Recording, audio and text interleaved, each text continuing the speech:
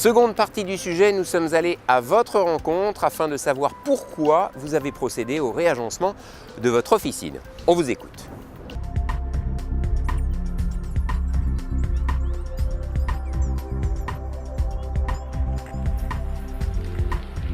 Tous les 4-5 ans, je fais des travaux, quoi. Donc il faut toujours en permanence essayer d'améliorer le point de vente, de gagner de la place, de se mettre à jour avec les nouvelles technologies, l'apport des robots.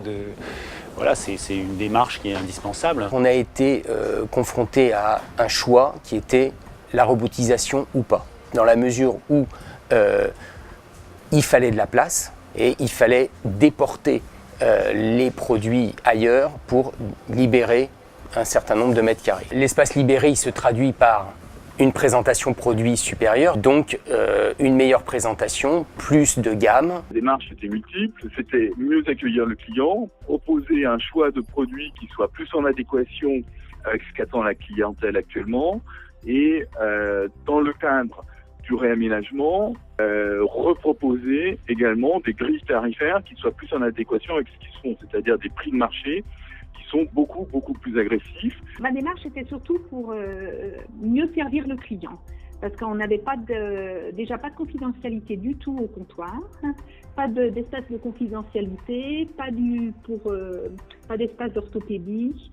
C'est les résultats et l'analyse de l'étude de marché qui nous a conduit à penser qu'il fallait que nous ayons un accueil différent envers nos patients selon l'attente qui était la leur. Nous pensions que nous ne pouvions pas traiter au même comptoir quelqu'un qui vient chercher un lévothyrox tous les mois ou tous les 3 mois.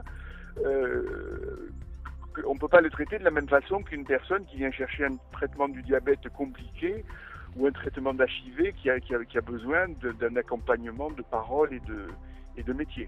La pharmacie va être un lieu où d'autres choses vont se passer et nos missions vont être élargies. Et je pense que dans ce sens-là, obligatoirement, l'agencement va avoir une importance. Moi, je n'ai pas encore choisi l'agencement de ma pharmacie puisque c'est l'agencement que j'ai repris à la session de l'officine.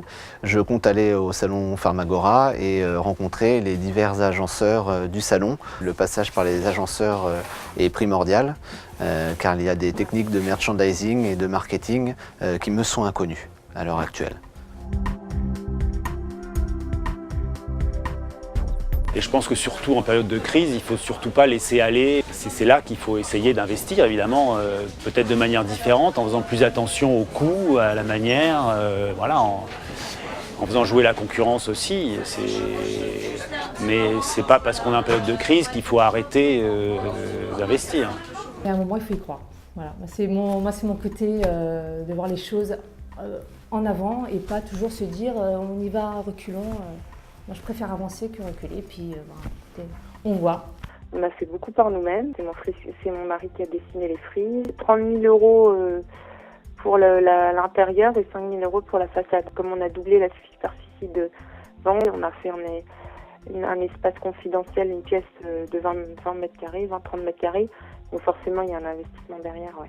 Là, l'investissement que j'ai fait, il faut qu'il dure au moins quelque part comme 5 ans, 7 ans minimum.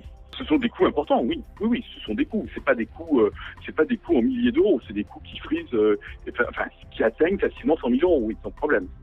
Il y a une nécessité, étant donné que le coût est assez élevé, d'une augmentation de la rentabilité et du chiffre d'affaires. C'est primordial pour que l'agencement soit réussi.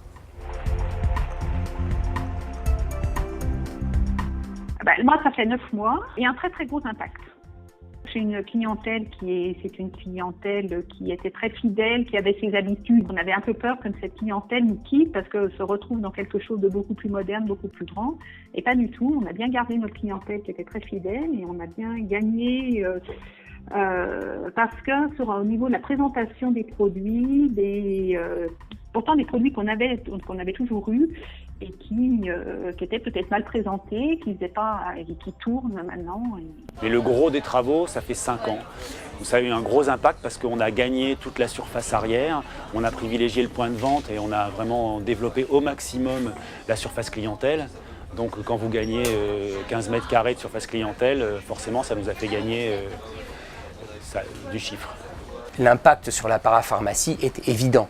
C'est-à-dire qu'on a bien sûr eu une évolution de notre répartition du chiffre d'affaires qui a évolué avec cette évolution du lieu de vente. Donc un bon agencement va permettre de contrer ou de pallier aux impacts liés aux politiques de santé. J'aurai le plaisir de vous retrouver les 6, 7 et 8 avril en direct sur le plateau de Pharmagora TV. À très bientôt.